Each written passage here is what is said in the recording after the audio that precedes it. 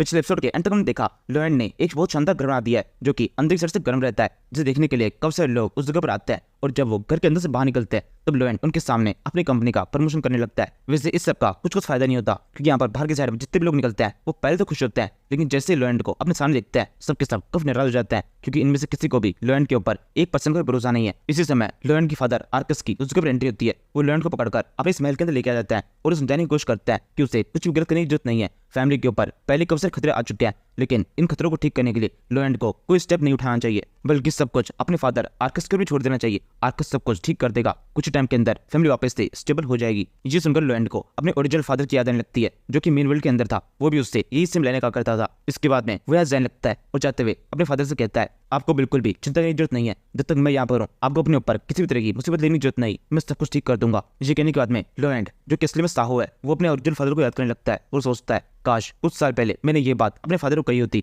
उस टाइम पर मेरे अंदर इतनी हिम्मत थी नहीं कि मैं उनसे ये कह सकूं कि मैं सब कुछ ठीक कर सकता हूँ, लेकिन इस बार मुझसे इससे गलती नहीं होगी। मैंने कह दिया है मैं सब कुछ ठीक करूंगा तो करके रहूंगा। इसके बाद में वो इस महल से बाहर निकल लगता है और सोचता है सब कुछ काफी अच्छा चल रहा है। जब उस टाइम पर मैं उस घर के पास में था तो मुझे कब सारे ऑर्डर मिले, जितने भी लोग उस घर से बाहर निकल रहे थे मैंने उन सभी से सेम वैसा ही घर बनाने के लिए कहा है। इस तरीके से मुझे 32 स्टाइल ए के ऑर्डर मिले हैं जिसके अंदर मुझे पूरा पूरा घर बना के देना है, और वहीं और 57 स्टाइल बी के ऑर्डर मिले हैं जिसके अंदर मुझे उनके बने हुए घर को ही ठीक तरह से मॉडिफाई करना है कि उनका घर पूरी तरह गर्म हो जाए। इन शॉर्ट मुझे स्टाइल बी के अंदर 57 लोगों के घर को रिनोवेट करना है। ये करने के लिए टोकन मनी के रूप पर मैं उनसे पहले ही आधा पैसा ले चुका हूँ, जिसकी मदद से बड़ी आसानी से कंस्ट्रक्शन को शुरू किया जा सकता है। कंस्ट्रक्शन के रिक्वायर्ड रिसोर्सेज भी इनसे आ जाएंगे। ये सब सोचते हुए लॉयड यहाँ जा रहा होता है तभी सामने तरफ से उसे दो बंदे वहाँ पर आते दिखाई लगते हैं। इन दोनों को देख के लग रहा है ये जमींदार है और ठीक ठाक से अमीर है। ये दोनों के दोनों लॉयड के एकदम सामने से गुजर जाते हैं, लेकिन उसकी तरफ बिल्कुल ध्यान नहीं देते। लॉयड भी इनके पास से गुजर जाता है और सोचने लगता है ये दोनों यहाँ पर मेरे इस महल के अंदर है, मैं फ्रंटेरा फैमिली का प्रिंस हूँ, इसके बावजूद भी इनमें से कोई भी मेरे से ग्रीट नहीं कर रहा, ये तो मेरी इंसल्ट है। तभी लॉयड थोड़ा ठीक से इन दोनों को दिखता है और फिर शायद से थोड़ा बचन जाता है। सोचने लगता है शायद से ये वही तो नहीं। इसके बाद में हम इस रूम के अंदर से देखते हैं ये आर्कस का ऑफिस है जिसके अंदर ये दोनों बंदे घुस जाते हैं। इनमें से एक आर्कस से बोलने लगता है आर्कस अब तुम्हें कितना टाइम लगेगा, हमने तुम्हें काफी लंबे टाइम पहले पैसे दिए थे, तुम्हारी टाइम अवधि भी खत्म हो चुकी है। दूसरा बंदा बोलता है हाँ तुम बिल्कुल ठीक कह रहे हो, तुम्हें 5 दिन का टाइम दिया गया था जो कि पूरा हो चुका है, अब बताओ हमारे पैसे कहाँ पर है, तुम किस तरीके से हमारा पेमेंट करने वाले हो। यहाँ पर एक बात को अच्छी तरह से अपने दिमाग में बैठा लो, अगर तुमने दोबारा से पीछे हटने की कोशिश की तो ये तुम्हारे लिए बिल्कुल भी ठीक नहीं होगा, हम कोई एक्शन लेने पे मजबूर हो जाएंगे। ये सुनकर आर्कस के पास में कुछ जवाब नहीं होता, वो बस शांति से इन सभी की बातें सुनता रहता है। पहला जमींदार बोलता है आर्कस तुम्हें हुआ क्या है, तुम्हारी जुबान क्यों नहीं चल रही, उस टाइम पर तो बड़ा बड़ा बोल रहे थे लेकिन आप तुमसे कुछ कहा नहीं जा रहा, इस तरीके से शांत रहने से कुछ भी काम नहीं होगा, तुम्हें किसी भी तरीके से हमारे पैसे तो लौटा नहीं होंगे। तुम्हारे पास में ये इतना बड़ा महल है, इस महल की अगर तुम कुछ चीजें बेच दोगे तो तुम्हारे पास में इतना पैसा आ जाएगा कि तुम हमारा पेमेंट कर सको। ये दोनों जमींदार जब लॉयड के फादर से इस तरह से बात कर रहे होते हैं तभी इस टाइम पर लॉयड गेट के पास से ये सब कुछ देख रहा होता है और वो ये सब कुछ देख परेशान नहीं है, बल्कि उसके चेहरे के ऊपर एक हल्की स्माइल आ जाती है। वो सोचने लगता है ये सभी लोग एकदम सही टाइम पर आए, और फिर इसके बाद में ये हल्की स्माइल एक इविल स्माइल बदल जाती है। फिर वो आगे सोचता है अब जब ये दोनों यहाँ पर आ चुके हैं तो मेरा काम हो जाएगा।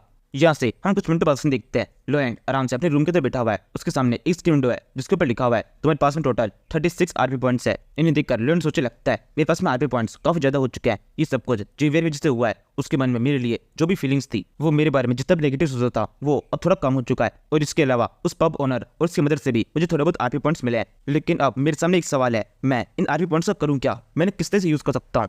लॉयड के इतना कहने के साथ में उसे दोबारा से एक स्क्रीन विंडो होती है जिसके ऊपर लिखा है तुम इन आरपी पॉइंट्स को स्किल सीखने में यूज कर सकते हो। लॉयड कहता है सिस्टम तुम अभी तक केवल इंतजार कर रहे थे कि कब मैं तुमसे सवाल पूछूं, तुम्हें खुद से मुझे बताना चाहिए था। इसके बाद में दोबारा स्क्रीन होती है जिसके ऊपर लिखा है मुझे कुछ भी सिखाने की कोशिश मत करो, मुझे पता है तुम्हें कौन सी चीज कब बतानी है, अगर तुम्हें किसी भी तरह की दिक्कत है तो सारा काम खुद से कर दो। ये सुनकर लॉयड थोड़ा घबरा जाता है, वो जल्दी से उसे रोकते हुए कहने लगता है नहीं ऐसा मत करो, मुझे बताओ क्या कैसे करना है, कभी कभी मैं जोश में थोड़ा ज्यादा बोल जाता हूँ, मुझे माफ कर दो। लॉयड की ये बात सुनकर वो सिस्टम मान जाता है और उसके बाद में लॉयड के आसपास में एक गोला टाइप कुछ बन जाता है जो कि उसकी पूरी बॉडी को स्कैन कर रहा है। और जब सिस्टम लॉयड की बॉडी को स्कैन करना शुरू करता है तो पता चलता है लॉयड के पास में पहले से ही थोड़ी बहुत स्किल्स है। ये सारी स्किल्स लॉयड की नॉलेज से आई है, ये सारी वो नॉलेज स्किल है जो कि लॉयड को ओरिजिनल वर्ल्ड के अंदर इंजीनियरिंग कॉलेज से मिली है। लेकिन लॉयड के लिए इनमें से किसी भी स्किल की कोई भी वैल्यू नहीं है क्योंकि ये सब कुछ सीखने के लिए उसे किसी भी सिस्टम की जरूरत नहीं है, वो पहले ही ये सब कुछ जानता है। इसलिए इन सारी स्किल्स का ये नाम देखने के बाद में वो जल्दी सिस्टम से कहने लगता है ये तुम क्या कर रही हो, मेरे पास में पहले से स्किल है, मुझे इससे कुछ बताने की जरूरत नहीं है, जल्दी से कोई ऐसी स्किल दिखाओ जो कि मेरे काम आ सके। सिस्टम कहता है तुम्हारी नॉलेज के हिसाब से अभी तुम्हारे पास में 2 स्किल के ऑप्शन है। फर्स्ट है बेसिक सर्वेइंग जिसके लिए तुम्हें 15 आरपी पॉइंट्स चाहिए, और दूसरी स्किल है बेसिक डिजाइन जिसके लिए तुम्हें 20 आरपी पॉइंट्स चाहिए। ये देखकर लोएन सोचने लगता है मेरे पास में 2 स्किल्स के ऑप्शंस है, मुझे नहीं पता इन स्किल से होगा क्या, लेकिन चलो छोड़ो जाने दो, मैं दोनों स्किल सीख लेता हूँ। इसी के साथ में लोएन बिना ज्यादा सोचे दोनों स्किल्स के ऊपर क्लिक कर देता है और उसे तुरंत ही दोनों स्किल्स आ जाती है। जैसे ही स्किल सीखने की ये प्रोसेस शुरू होती है उसकी आंखों के अंदर बहुत ही दर्द होने लगता है। आंखों के अंदर से एक ग्रीन रंग की लाइट बाहर निकलती है। इसके बाद में वो जल्दी से अपने कमरे की खिड़की के पास में आता है, बाहर तो देखने लगता है उसे बाहर का पूरा एरिया जिस स्कैन होकर दिखाई दे रहा है। ये है लोएन की बेसिक सर्विंग स्किल, जिससे वो एक ब्लॉक ऑफ एरिया को अच्छे से स्कैन कर सकता है, पता लगा सकता है यहाँ पर क्या क्या है। इसके बाद में वो दोबारा से अपने रूम के अंदर आता है और दूसरी स्किल को चेक करने लगता है। इसका नाम है बेसिक डिजाइन, जिसकी मदद से लोएन हाथों से हवा में केवल डिजाइन बना सकता है। इस स्किल की मदद से लोएन के लिए किसी बिल्डिंग का डिजाइन बनाना काफी आसान हो चुका है। वो बड़ी आसानी से हवा में किसी बिल्डिंग का एक 3D स्ट्रक्चर बना सकता है। ये दोनों स्किल लोएन को काफी ज्यादा खुश कर देती है। वो सोचा लगता है दोनों ही काफी शानदार है, अगर ये दोनों स्किल मेरे पास में है तो काफी सारे काम काफी जल्दी हो जाएंगे। नॉर्मली इस तरह के डिजाइन को क्रिएट करने में काफी लंबा टाइम लगता है, अब वो टाइम मेरा कम हो जाएगा। इसके कुछ मिनटों बाद में लोएन दोबारा से काफी ज्यादा परेशान हो जाता है। वो एक जगह बैठ के सोचने लगता है मेरे पास में 2 नई स्किल्स तो आ चुकी है, लेकिन इन स्किल्स का मैं करूंगा क्या, क्योंकि अभी फिलहाल मेरे पास में केवल JVR है जो कि किस तरीके से मेरी मदद कर रहा है। उसके सामने भी मेरे कुछ खास इमेज नहीं है। अकेले JVR की मदद से ही मैं इस जगह पर कितना कंस्ट्रक्शन कर लूंगा। मुझे कम से कम एक ऐसे व्हीकल की जरूरत है जिससे कंस्ट्रक्शन को कई फास्ट किया जा सके, कोई कंस्ट्रक्शन मशीन। काश मेरे पास में ऐसा कुछ होता। अपने किसी स्किल की मदद से मैं इस जगह पर कंस्ट्रक्शन मशीन को समन कर पाता। इसी समय सिस्टम की बीप की आवाज आती है। वो कहने लगता है क्या सच में तुम किसी को यहाँ पे समन करना चाहते हो जो कि तुम्हें मदद कर सके। ये सुनकर लोएन तुरंत सिस्टम तो दिखने लगता है और फिर कहता है कि सच में ऐसा कुछ हो सकता है। सिस्टम कहता है हाँ बिल्कुल हो सकता है, तुम्हें बस RP पॉइंट्स खर्च करने होंगे। अगर तुम एक सही अमाउंट में RP पॉइंट्स खर्च कर देते हो तो उसके बदले में तुम्हें एक पार्टनर मिल जाएगा जो कि तुम्हारी मदद करेगा। लोएन कहता है तुम सिस्टम की ये चीज बहुत ज्यादा बेकार है, हर चीज तुम मुझे बेचने की कोशिश कर रहे हो। ये एक तरीके से एक ऐड है जिसमें तुमने मेरे सामने एक नए पार्टनर को एडवर्टाइज कर दिया है और अब मुझे उसे हासिल करने के लिए एक कीमत तुम्हें देनी पड़ेगी। इसके बाद में सिस्टम चेंज होती है। इसके ऊपर लिखा हुआ है तुम्हें रैंडमली कोई चीज मिलेगी, मतलब तुम्हारा पार्टनर पूरी तरीके से रैंडमली होगा।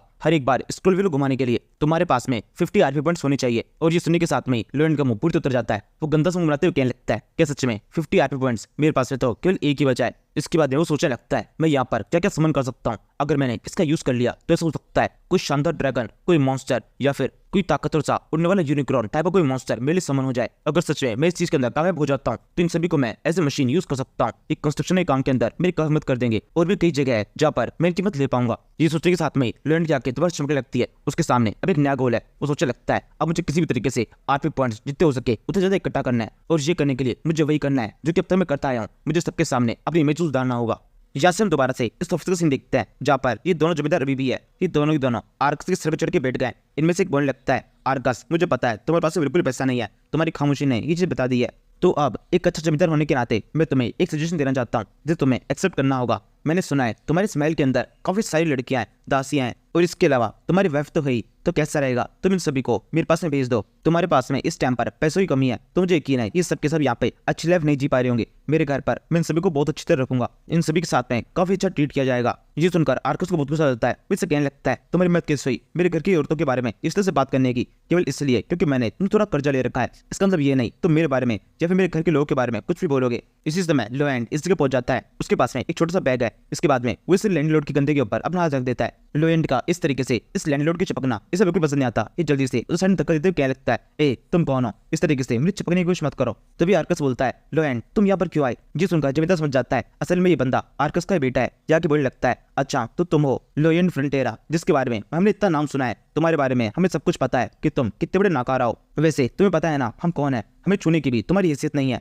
यहाँ पर इस जगह पर एक बहुत ही इंपॉर्टेंट डिस्कशन चल रहा है जिसके अंदर तुम्हें शामिल नहीं होना चाहिए। यहाँ से चले जाओ, अगर तुम अभी के अभी यहाँ से नहीं जाते हो तो तुम्हें सजा मिल सकती है। तभी लोएन बोलता है एक मिनट रुको, मुझे सजा मिलेगी मेरे घर में होने के लिए। तुम्हें पता है ना ये मेरा घर है, ये मेरे घर का मेरा ऑफिस है। यहाँ पर तुम हो जो कि बिना बुलाए गुस्साए हो। बताओ मुझे कि तुम्हारे पास में कोई अपॉइंटमेंट लेटर है। ये सुनने के साथ में एक सेकंड के अंदर इन दोनों जमींदारों का मुंह उतर जाता है। ये कहने लगते हैं अपॉइंटमेंट लेटर। लोएन कहता है कि तुम्हें इस बारे में नहीं पता, तुम तो बहुत बेवकूफ हो। ये फ्रंटेरा फैमिली का घर है, हम इस विलेज के नोबल मैन है। यहाँ पर किसी के पास में भी इतना राइट नहीं है कि वो हमारी परमिशन के बिना फ्रंटेरा हाउस के अंदर घुस सके, लेकिन तुमने ये हिम्मत कर दी है। आर्टिकल 6 के अंदर ये क्लियरली लिखा हुआ है कि विलेज के नोबल मैन के घर के अंदर कोई भी ऐसे बिना बुलाए नहीं घुस सकता और उनसे तू तो आगे से बात तो बिल्कुल भी नहीं कर सकता। लेकिन अब तक या तुमने जिस भी तरीके से हमसे बात की है वो सब तो बहुत ही ज्यादा बुरा था। तुम्हें एक बड़ी सजा दिलाने के लिए इतना भी काफी है। जमींदार बोलता है क्या कह रहे हो तुम, इस तरह कोई भी नियम नहीं है, हमने कहीं पे भी इस तरह कुछ देखा ही नहीं। लोएन कहता है अच्छा तो ऐसी बात है, तुमने इस नियम को नहीं देखा, यानी इसका मतलब ये नियम है ही नहीं। एक मिनट यहीं रुको, मैं तो अभी दिखाता हूँ। JVR अंदर आओ। जी सुनने के साथ में ही JVR उस ऑफिस के अंदर एंटर करता है। उसके पास में उसकी स्वॉर्ड भी है।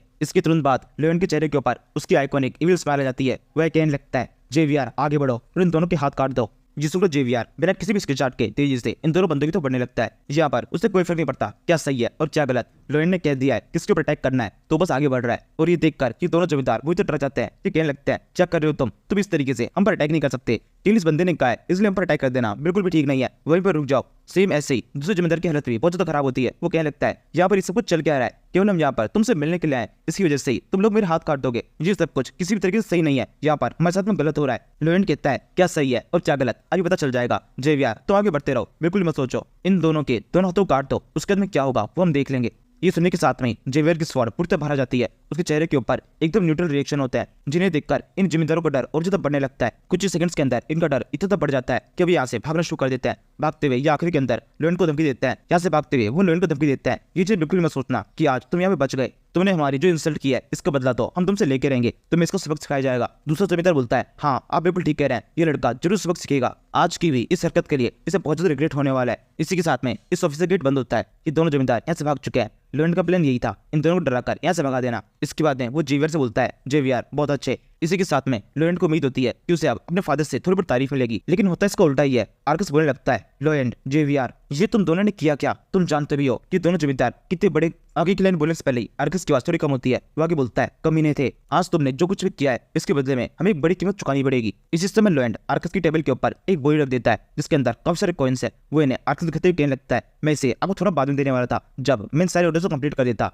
लेकिन अब मुझे लगता है यही आपको इसे देने का एकदम सही टाइम है। इन पैसों की मदद से आप बड़ी आसानी से मंथली इंटरेस्ट दे सकते हैं। आर्कस कहता है ये पैसे ये तुम्हारे पास में कैसे आए, कहीं से तो नहीं तुमने हमारे विलेज के अंदर रहने वाले सभी लोगों को लूट लिया और उनसे जबरदस्ती ये पैसे निकला के लाए हो। लोएंड ये बहुत ज्यादा घटिया हरकत है, तुम्हें इससे कुछ नहीं करना चाहिए, जाओ जाकर इन्हें लुटा के आओ। तभी जेवीआर बोलता है मास्टर आर्कस इस बार बिल्कुल ऐसा नहीं है, मास्टर लोएंड ने ये सारे पैसे बड़ी ईमानदारी से हासिल किए हैं। इन्होंने अपने ऊपर एक जिम्मेदारी ली है, उस कम करने से पहले ये पैसे उन्हें एडवांस में मिले हैं। यहाँ पर मैं मास्टर लोएंड के साथ में हूँ, मैं इस चीज को इंश्योर करूंगा कि इन्होंने जो भी जिम्मेदारी ली है उसे अच्छी तरह से निभाएं, सारे ऑर्डर अच्छी तरह कंप्लीट हो। ये सुनने के साथ में ही आर्कस के चेहरे के एक्सप्रेशन पूरे बदल जाते हैं। लोएंड सोचने लगता है क्या बात है, जेवीआर ने केवल एक बार बोला और मेरे फादर के चेहरे के एक्सप्रेशन पूरे बदल गए। इनको जेवीआर के ऊपर बहुत भरोसा है, अपने खुद के बेटे से भी ज्यादा। इसके बाद में लोएंड और जेवीआर दोनों से बाहर निकल जाते हैं। बाहर निकलने पर जेवीआर लोएंड से पूछता है ये सब कुछ कैसे हुआ, तुम्हें इस नियम के बारे में कैसे पता था। इस तरह के नियमों को रूल बुक के एकदम एंड में लिखा जाता है, तुम्हें ये पता है यार, इसका मतलब तुमने उस बुक को पूर्ति से पढ़ा होगा, लेकिन ऐसा कभी हुआ ही नहीं, मैंने तुम्हें कभी भी कोई बुक पढ़ते हुए नहीं देखा। लोएंड बोलता है तुझे सोचने की जरूरत नहीं है, मैंने इस नियम को ऐसे कहीं पे सुन लिया था। वैसे असल में लोएंड ने इस नियम को कहीं सुना नहीं बल्कि इस नॉवल के अंदर से पढ़ा है। अगर ये स्टोरी पूरी तरीके से नॉवल के साथ ही चलती तो आगे जाकर इस नियम का काफी ज्यादा इंपॉर्टेंट रोल था। जब लोएंड के फादर और मदर दोनों सुसाइड कर लेते उसके बाद जेवीआर इन दोनों की लास्ट क्लास में खड़ा होता और उसी टाइम पर इन दोनों जमींदारों की दोबारा से एंट्री होती कि यहाँ पर आकर इन दोनों की बॉडीज को यहाँ से ले जाने की कोशिश करते, क्योंकि उन्हें इन दोनों के ऑर्गन्स को बेचकर अपने लोन की कीमत अदा करनी थी। और ये अब तक की पूरी सीरीज के अंदर इन दोनों जमींदारों की सबसे घटिया हरकत होती, जिसके ऊपर जेवीआर इनके ऊपर बहुत गुस्सा हो जाता है। वो इन दोनों से कहने लगता है आर्टिकल 6 एग्जिस्ट करता है, जिसकी वजह से तुम जिससे कोई बंदे किसी भी नोबल मैन के ऊपर इस तरीके का इल्जाम नहीं लगा सकते, ना ही उसी को इंसल्ट कर सकते हो। तुमने इनके ऑर्गन्स की बेचने की बात करके इनकी इंसल्ट कर दी है, जिसकी तुम्हें सजा मिलेगी। ठीक है, तो जेवीआर एक स्वॉर्ड अटैक इन दोनों के ऊपर करता है और एक झटके में दोनों जिम्मेदारी गर्दनें कट जाती है। इसके बाद में जेवीआर के ऊपर एक काफी लंबा कोर्ट केस होता है, लेकिन जेवीआर इससे फ्री हो जाता है क्योंकि आर्टिकल 6 सच में एग्जिस्ट करता है। ये सोचते हुए लोएंड काफी खुश होता है। वो सोचा लगता है आगे जाकर ये नॉवल पूरी बदलने वाली है, स्टोरी बिल्कुल भी सेम नहीं रहेगी, लेकिन मुझे पूरा यकीन है कंटेंट तो सेम रहेगा और ये सब कुछ मुझे पता है, इसका मैं बहुत फायदा उठा सकता हूँ। जैसा कि एक फायदा मैं अब उठाने वाला हूँ, मुझे एक्जैक्टली पता है। अब कुछ सेकंड के अंदर मेरे सामने एक स्क्रीन विंडो शो होगी। लोएंड के इतना के साथ में एक स्क्रीन विंडो शो हो जाती है जिसके ऊपर लिखा हुआ है तुम्हें टोटल 60 आरपी पॉइंट्स दिए जाते हैं। अब तुम्हारे पास में 61 हो चुके हैं। ये देखने के साथ में लोएंड के चेहरे के ऊपर एक बड़ी स्माइल आ जाती है। वह कहता है यानी कि इसका मतलब मेरा प्लान अच्छी तरह वर्क कर रहा है, अब मैं चाहूँ तो उसे समन कर सकता हूँ। यहाँ से हम कुछ देर बाद से देखते हैं एकदम अंधेरा हो चुका है। एक ग्राउंड के अंदर हमारे हीरो लोएंड, ये नाम लेना अब थोड़ा मुश्किल हो चुका है, इसलिए लियो एक ग्राउंड के अंदर खड़ा होता है। इधर देखते हुए कहने लगता है यहाँ पर कोई भी नहीं है, एकदम अंधेरा हो चुका है, अपने प्रोसेस को मैं अब शुरू कर सकता हूँ। मॉन्स्टर को समन करने का टाइम हो चुका है। सिस्टम मेरे सामने समनिंग गेम को शुरू करो। लियो के इतना साथ में वहाँ पर एक स्क्रीन शो हो जाती है जिसके ऊपर एक बड़ा सा स्टार्ट लिखा है और साथ में लिखा हुआ है एक समनिंग के लिए 50 आरपी पॉइंट्स खर्च करने होंगे। लियो तुरंत ही उस स्टार्ट के ऊपर क्लिक कर देता है, जिसके साथ में उस जगह पर एक बहुत ही लाइट चमकती है। वहां पर सामने की तरफ जेल जैसा कुछ दिखाई देने लगता है जो कि 4 टुकड़ों में बढ़ जाता है, जो रोज घूमने लगता है। ये देखकर लियो कहता है ये तो काफी शानदार है, ये समनिंग प्रोसेस इस तरीके की होती है, अब मेरे सामने कुछ शानदार समन होगा। लियो के इतना कहने के साथ में ये बड़े बड़े सिस्टम गियर्स जो कि शो हो रहे थे वो एकदम से काफी छोटे हो जाते हैं, जिसके साथ में लियो का मुंह उतर जाता है। वो कहने लगता है ये क्या हो रहा है, ये तो अब एकदम से बहुत छोटा हो गया, यानी कि इसका मतलब जो भी जीव यहाँ पे समन होगा वो भी बहुत ज्यादा छोटा होगा, ये तो बेकार है। इसके तुरंत बाद उस गियर के अंदर से कुछ अजीब सी आवाजें बजने लगती है। लियो कहता है ये किस तरह की आवाज है, अगर इस आवाज को किसी ने सुन लिया तो यहाँ पर आ जाएगा। इसी समय उस गियर के अंदर से कोई चीज बाहर निकलती है। ये एक बहुत ही क्यूट सा मुंह है। लियो कुछ सेकंड तक केवल उसे देखता रह जाता है और उसके तुरंत बाद वो चीज जोर से गिर जाती है। ये सल में एक चूहे जैसा कुछ है जो कि बाहर निकलने के साथ में हंसते हुए लियो की तरफ देखने लगता है। और इस टाइम पर लियो अपने चेहरे के ऊपर एक बहुत ही गंदी शक्ल बनाए खड़ा होता है। वो इस मॉन्स्टर को देखने लगता है और फिर कहता है ये है वो जिसका मैं इतने टाइम से इंतजार कर रहा था, जिसे समन करने के लिए मैं ज्यादा एक्साइटेड था। लियो की मुंह से अपने लिए बातें सुनकर इस चूहे की आंखों में काफी ज्यादा आंसू जाता है, लेकिन लियो को इससे कुछ खास फर्क नहीं पड़ता। वो जल्दी से यहाँ जाने लगता है। ये देखकर अब ये चूहा चोरी चिल्लाना शुरू कर देता है। लियो कहता है चिल्लाना बंद करो, तुम मेरी किसी भी तरह से मदद नहीं कर सकते, मुझे जो चाहिए था तुम वो नहीं हो। तभी एकदम से लियो को एक आइडिया आता है। वो सोचने लगता है यार जाने से पहले अच्छी तरीके से इसका टेस्ट कर लेना चाहिए, सच में ये काम का है भी या फिर बेकार ही है। ये सोचकर लियो दोबारा से इस चूहे के पास में आता है और फिर उसे कहने लगता है वैसे तो तुम मेरे किसी भी काम के नहीं लग रहे, लेकिन फिर भी मैं तुम्हें मौका दे देता हूँ, अपनी काबिलियत मेरे सामने प्रूव करो, मुझे बताओ तुम किस तरीके से मेरे काम आ सकते हो, मुझे बताओ तुम क्या कर सकते हो। ये सुनकर चूहा अपने मुंह के अंदर थोड़ी देर कुछ छेड़ करता है और फिर एकदम से कोई चीज को आगे तरफ उगल देता है। ये कागज के कुछ छोटे छोटे टुकड़े हैं। लियो इन्हें उठा लेता है। ये एक यूजर मैनुअल और एक पाउच है। इस मैनुअल को पढ़ने पर लियो को पता चलता है इस मॉन्स्टर का नाम पॉप डोंग है और ये एक एडोरेबल होमस्टर है जिसका बहुत ज्यादा ध्यान रखना पड़ता है। यहाँ पर तुम्हें कुछ सीड्स भी दी जाती है जिनको तुम अलग अलग सिचुएशन में यूज कर सकते हो। अगर तुम इनमें से किसी भी तरह की सीड को इस हैमस्टर को खिलाओगे तो हर एक सीड एक अलग तरह से इफेक्ट डालेगी। अगर तुम इस रेड सीड का यूज करते हो तो ये हैमस्टर अपने बिगेस्ट फॉर्म में पहुंच जाएगा। एक बार सीड खिलाने के बाद में इसका इफेक्ट 12 घंटे तक रहता है। 12 घंटे तक इसका साइज कम नहीं होगा। अगर तुम्हें लगता है 12 घंटे से पहले इसे छोटा करना जरूरी है तो तुम इसे ब्लू सीड खिला देना, जिसके बाद में इस हैमस्टर का साइज वापस से नॉर्मल हो जाएगा। लेकिन इसका इफेक्ट केवल तभी हो सकता है जब इसने कुछ देर पहले ही रेड सीड को खाया हो। इन सीड के हर एक पेयर की वैल्यू एक आरपी पॉइंट्स होगी। इस यूजर मैनुअल को पूर्ति पढ़ने के बाद में लियो इस हैमस्टर से बोलने लगता है तुम्हारे साइज को मैं जितना चाहे उतना बढ़ा सकता हूँ, लेकिन मैं चेक करना चाहता हूँ एक सीड से तुम्हारा साइज कितना बढ़ेगा। वैसे तुम्हें क्या लगता है तुम्हारा साइज कितना होने वाला है? तुम बहुत ज्यादा छोटे हो, मुझे लगता है तुम्हारा साइज मैक्स टू मैक्स एक ह्यूमन के बराबर पहुंचेगा। उस क्यूट से हैमस्टर के पास में इससे कोई जवाब नहीं होता। लियो बोलता है मैं भी बेकार में तुमसे सवाल क्यों पूछ रहा हूँ, मैं खुद से चेक कर सकता हूँ।